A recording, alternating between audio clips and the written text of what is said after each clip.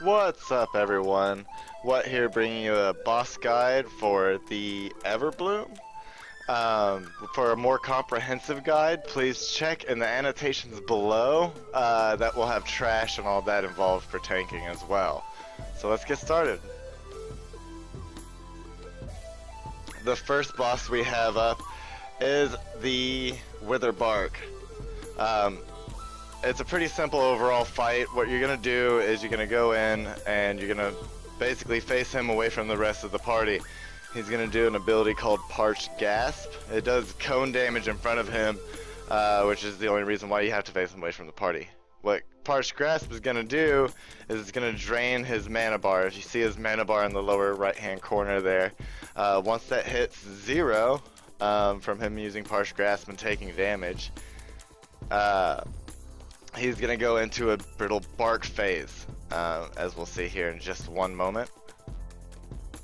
Boom, brittle bark phase. He's gonna take increased 100% damage during this time, and aqueous globules, as you see, are gonna slowly go towards him. They're gonna increase that mana bar. When it's back up to full, he's out of the phase. So the overall idea here is to do as much damage to him during this phase while killing the globs to keep him from going into the next phase. You see, we keep him stuck in this phase for a while. He takes some really increased damage.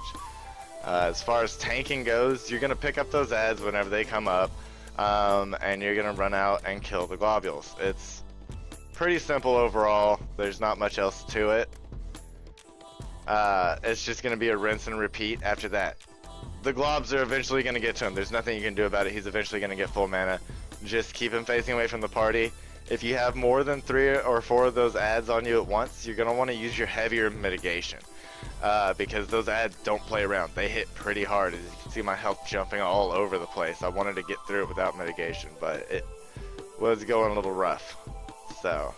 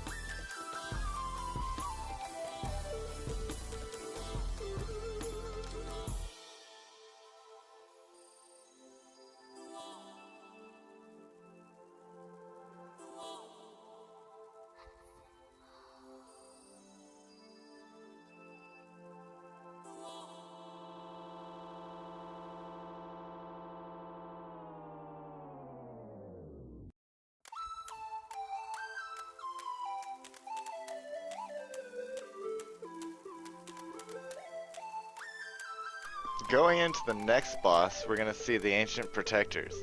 It's a little bit more overwhelming at first when you look at it than what it really is. It's basically a healer, a DPS, and a tank.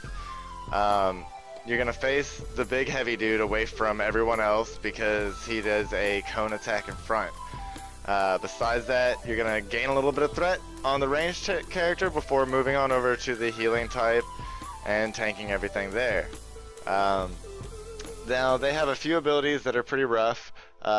One of their passive abilities is called Shaper's Fortitude. Whenever you interrupt them, they can't be interrupted again for 8 seconds. So you only want to interrupt them once they start casting something that's really important to stop, such as Revitalizing Waters, where Life Ward Angola actually heals one of his allies for 25% of their maximum health. You want to interrupt that. You want to interrupt Rapid Tides. When Life Ward Angola removes, he removes one of the Warden's abilities cooldown timers, so they just use their abilities really often, which can be rough. Besides that, this is a tank and spank boss fight.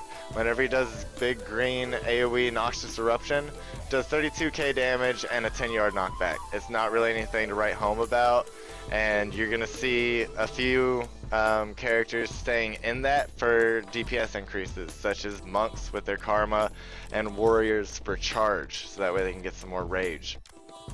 Besides that, just face the big, heavier boss away from everyone for his triple strike.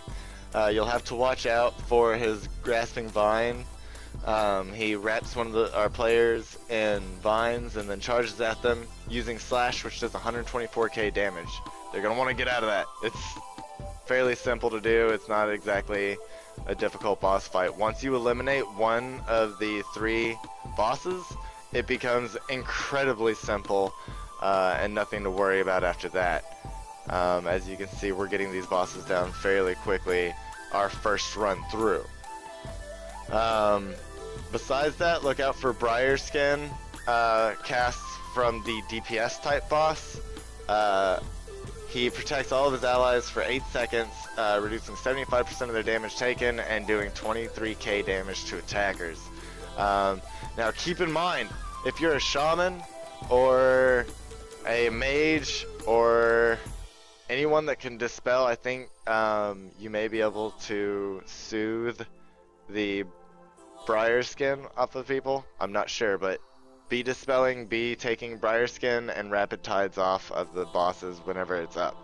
It'll make the boss fight a lot simpler and a lot easier.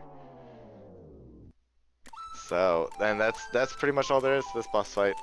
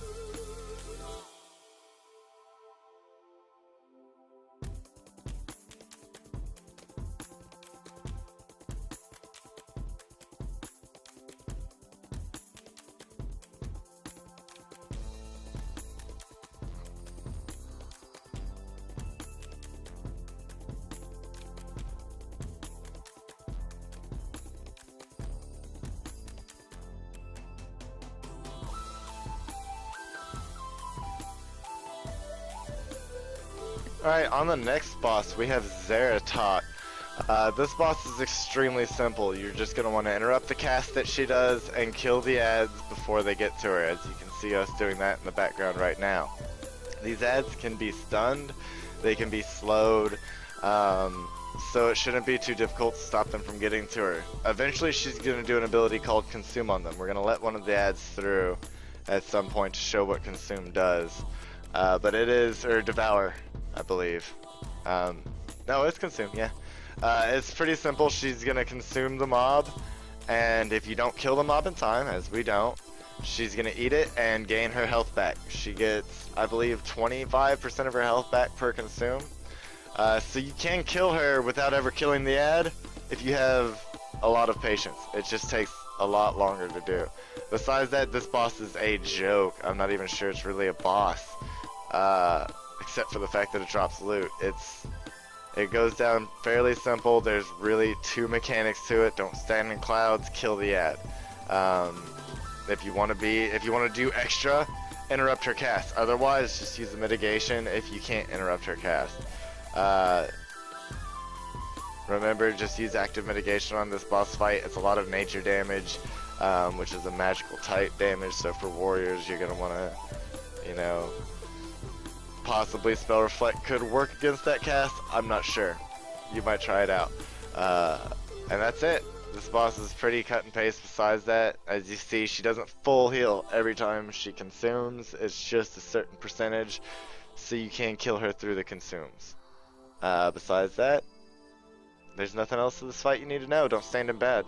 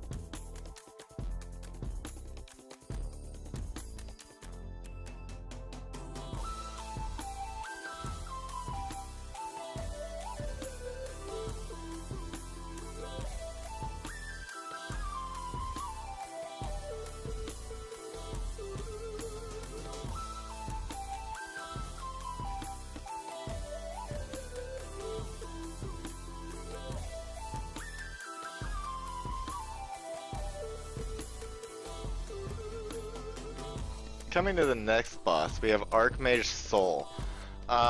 This boss has a few different abilities. She's got a fire ring that she does, a ice AoE that she does.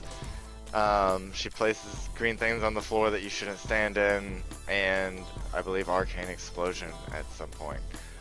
For the fire bloom, it's as simple as just press spacebar. If you don't, it's gonna hit you, and it does a base amount of damage. Nothing crazy that your healer can't heal through. But if you just keep hitting the spacebar, just keep spamming it as you see me doing here, you'll notice that it will automatically assume that you jumped at the time that you were supposed to and give you points for jumping over it, which means you won't take damage. So you can just spam spacebar during this phase. One quick note that tanks really want to know, she, every time you interrupt her, she makes a spore image of herself that's going to cast that spell over and over again, and she's going to start casting a new school of magic. And she's slowly going to start casting that school of magic faster. So you're going to want to interrupt her every now and again, but not very often, because her melee hits actually do more damage than her spells do. So you're better off to just let her cast until she starts casting super fast and you can't mitigate the damage any longer. Other than that, she's going to go down like a ton of rocks, as you see here. You can actually ignore the ads if you're tanky enough for it. Now, if you're not, and your healer's not and you're not confident in your healer, your best bet to kill the ads. But other than that, you don't need to worry about it. That will happen. Just pick her back up, and it's nothing else not much to worry about. The ads will go away after about 2 seconds after she dies. And you can go into the next boss fight. The next boss fight is Yalnu. I don't know how to say it. Long story short, you want to hold him facing away from the party because he's going to do a big frontal cone attack in front of his face. Ads are going to spawn. Pick up the ads. They don't hit very hard. There's nothing much to worry about. Just keep actively mitigating like you've been doing throughout the entire dungeon. You'll see him go into a Genesis phase where a bunch of flowers pop up on the ground, gray flowers. If you just run over those flowers, it'll stop ads from spawning from them. At the end of his Genesis phase, whatever flowers are still up, as you see here, whatever these flowers are still up at the end of Genesis will turn into ads, and you'll have to kill those ads. Those ads mean business. They're not playing around. You don't want an entire phase of those ads. Now on Heroic, he changes Entanglement. Originally, Entanglement just targets one of the NPCs. You kill the entangling roots, and the NPC survives. You're good to go. Now it can target a player as well. Now, I think you can hand a freedom a player to get them out of the roots, or use a totem that gets players out of roots. But something like that. I believe you can purge those roots off. So that might be something worth trying out for anyone that wants to go above and beyond in this fight and really show why they want you as a player versus someone else. Besides picking up ads and all that, and facing the boss away from the party, it's really simple. Don't stand in the cone attack. You might be able to eat it, but I wouldn't trust it. There's no reason to. It's very slow and easily dodged. And that's it. Enjoy. I hope you guys have a great evening, and for secrets and tips and a further in-depth guide to this dungeon, check the annotations below.